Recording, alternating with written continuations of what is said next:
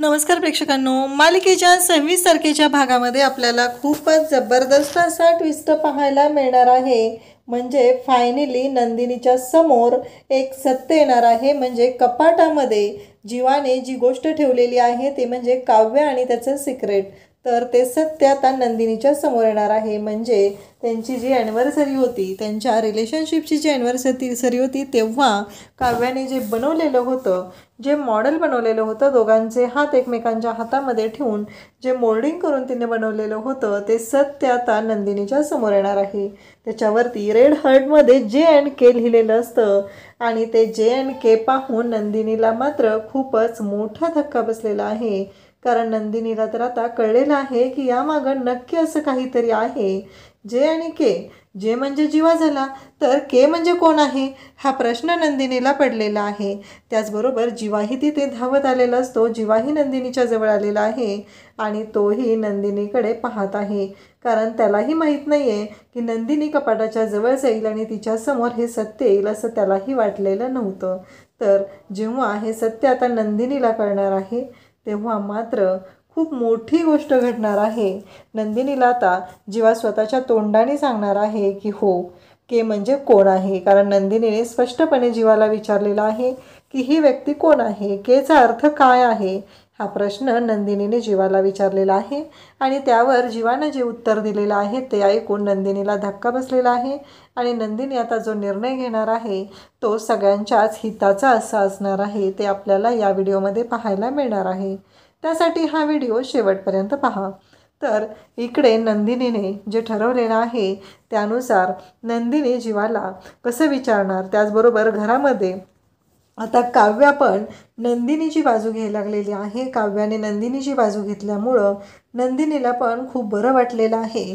कारण वसुहत्या तोंड सोडून बोलत असते, ती जराही विचार करत नसते। नंदिनीनं आईनं जे गिफ्ट दिलेले आहेत ते गिफ्ट घरी आणलेलं असतं आणि ते मानिनीला दिलेलं असतं। एकतर नंदिनीची आई एवढ्या कंडिशनमध्ये, वाईट कंडिशनमध्ये आहे, तरीही नंदिनीनं आईनं ज्या पाठवलेल्या वस्तू आहेत, भेटवस्तू, म्हणजे त्याला गिफ्ट म्हणता येत नाही तर त्याला मानपान म्हणलं पाहिजे असं नंदिनीला वाटत असतं। कारण लग्न जे आहे ज्या परिस्थितीत झालेलं असतं त्यामुळं काहीही मानपान करता आलेला नसतो आणि त्यामुळं शारदाने हे सगळं दिलेलं असतं।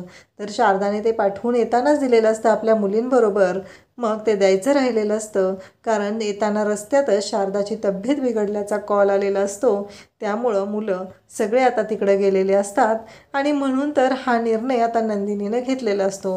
नंदिनीनं त्या गोष्टी आता सगळ्यांना द्यायचं ठरवलेलं असतं। त्यासाठी नंदिनीने पहिल्यांदा मानिनीला ती भेटवस्तू दिलेली असते, त्यानंतर ती वसूकडे येते। वसू ती भेटवस्तू टाकून देते आणि म्हणते तुझ्या आईबापाला तर अक्कल नाही आहे, जराही लाज राहिलेली नाही आणि आता तुझ्या बाबतीतही हे सगळं होत आहे, तुला तर लाज वाटली पाहिजे।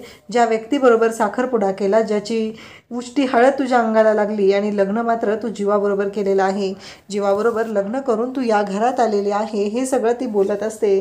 तेव्हा मात्र नंदिनी शांत असते, घरातले सगळेजण पाहत असतात।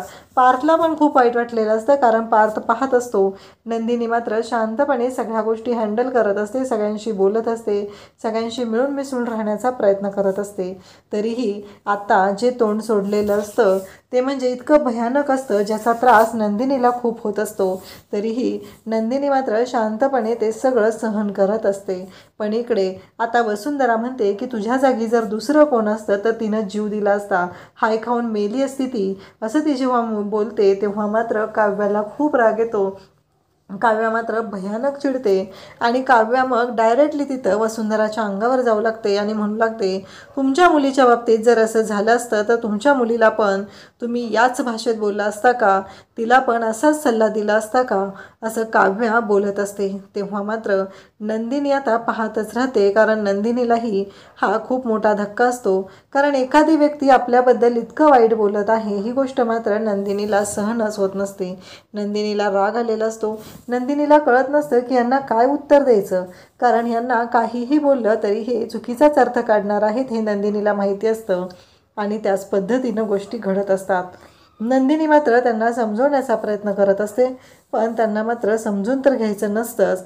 परंतु काव्या आता समोर येते आणि काव्या खूप बोलते, अगदी तोंड सोडून काव्या बोलते। पहिल्यांदाच काव्याने एवढं सगळं बोलण्याचं ठरवलेलं असतं काव्या बोलत असते आणि काव्या मात्र म्हणून दाखवते की तुमच्या मुलीलाही तुम्ही हाच सल्ला दिला असता का. आणि मग ती बोलते, ओरडते की तोंड सांभाळून राहायचं. तेव्हा मात्र काव्याला राग येतो आणि काव्या म्हणते की तुम्ही तोंड सांभाळून राहा, कारण तुम्ही तोंड सोडलेलं आहे म्हणून एवढं सगळं घडत आहे. काव्या मात्र हे सगळं बोलत असते आणि त्याचबरोबर आपल्याला पाहायला मिळतं की काहीही झालं तरीही काव्याने ठरवलेलं आहे की आता शांत राहायचं नाही, कारण यांनी जे केलेलं आहे या गोष्टीची शिक्षा यांना झालीच पाहिजे. परंतु आता वसुंधरा घर सोडून जायला निघालेली असते.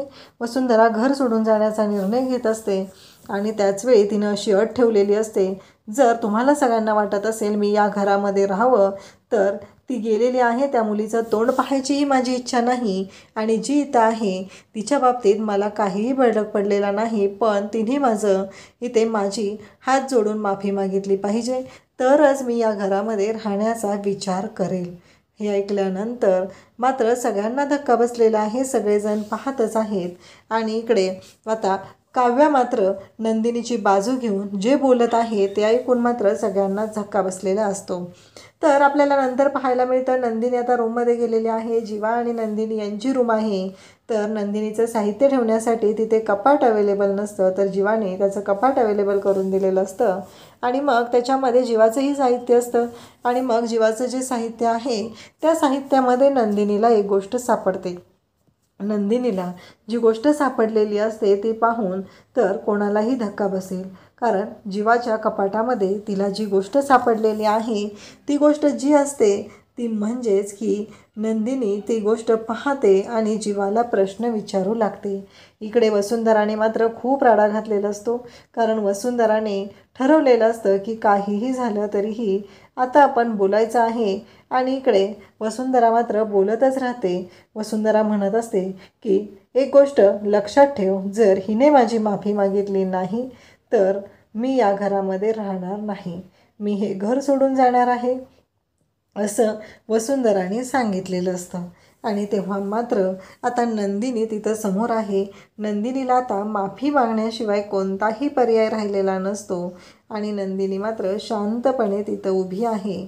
आणि नंदिनी आता इथे वसुंधराने अटच अशी ठेवलेली आहे की जोपर्यंत नंदिनी माझी हात जोडून माफी मागत नाही तोपर्यंत मी या घरामध्ये राहण्याचा निर्णय घेणार नाही, हे सगळं ती बोललेली असते. त्यामुळं नंदिनी आता शेवटी नात्यांसाठी, नाती जपण्यासाठी तिची माफी मागायला तयार होते. आणि मग नंदिनी माफी मागते. काव्या तर रागाने निघून गेलेली असते. काव्याने एकच ठरवलेलं आहे की अजिबात काही ऐकून नाही घ्यायचं, कारण ऐकून घेतलं की ऐकूनच घ्यावं लागतं हे काव्याला चांगलंच माहिती आहे. आणि त्यामुळं काव्याने कोणाचंही ऐकून घ्यायचं नाही. काव्या स्पष्ट वक्ती आहे, पहिल्यापासून स्पष्ट बोलणारे आहे, स्वतंत्र विचारांचे आहे. नंदिनी मात्र स्पष्ट वक्ती असली तरीही माणसांचा सारासार विचार करणारी आहे. आणि हाच काव्यामध्ये आणि नंदिनीमध्ये असलेला फरक आहे. परंतु काव्या मात्र अजिबात मागचा पुढचा विचार करत नाही आणि ती डायरेक्टली सगळ्यांना जाऊन तिथे त्यांना विरोधात बोलत असते. त्यानंतर आपल्याला पाहायला मिळतं की आता नंदिनी जीवाला विचारते की हे कोण आहेत के, कारण तुमच्या आयुष्यात तर कोणी आहे का के नावाचं, कोणी मुलगी होती का, हा प्रश्न जेव्हा विचारला जातो तेव्हा मात्र जीवा त्याच्यावरती स्पष्टपणे उत्तर देतो की हो, कारण जीवाच्या आयुष्यात तशी व्यक्ती होती आणि ती म्हणजे कोण तर ते आपल्याला माहितीच आहे, काव्याचा के आहे तो. आणि मग जीवाला जेव्हा हे विचारलं जातं तेव्हा मात्र जीवाकडे कोणताच ऑप्शन राहत नाही आणि जीवा स्पष्टपणे सांगतो. आता नंदिनी पुन्हा विचारू लागते की काय झालं. पुढच्या गोष्टीही नंदिनीला जाणून घ्यायच्या असतात, कारण त्याच्यावरती तिथे के लिहिलेलं तिला दिसलेलं असतं. म्हणून तर नंदिनीने स्पष्टपणे तिथं बोलून दाखवलेलं असतं, विचारलेलं असतं की हे सगळं काय आहे. आता जीवाने सांगितलेलं तर आहे, परंतु आता खूप मोठी गोष्ट आहे ते म्हणजे काव्याने ते बनवलेलं असतं. त्यांच्या फर्स्ट ॲनिव्हर्सरीला ते मॉडेल बनवलेलं असतं आणि काव्याने आता ते कोणाकडे ठेवायचं हा मोठा प्रश्न असतो आणि त्यावेळेस ते जीवाकडे ठेवलं जातं. त्याच्यावरती सुंदर असा रेड कलरचा हार्ट असतो, त्याच्यामध्ये जे आणि के लिहिलेलं असतं आणि त्या जे आणि के मुळंच आता नंदिनीला कळलेलं असतं. इथे जीवाने स्पष्टपणे सांगितलेलं आहे की हो, अशी व्यक्ती माझ्या आयुष्यात होती, असं जीवाने सांगितलेलं असतं. तर नंदिनी आणि जीवा दोघंही आता ती गोष्ट हातात घेऊन पाहत आहेत आणि जीवा मात्र सांगत आहे की हो असं म्हणत त्याने ते घेतलेलं आहे. नक्की आता जीवा त्या मुलीबरोबर का राहत नाही हे नंदिनीला काय कारण सांगणार ते कमेंट करून सांगा. अशाच अपडेटसाठी चॅनलशी कनेक्टेड राहा. थँक्यू.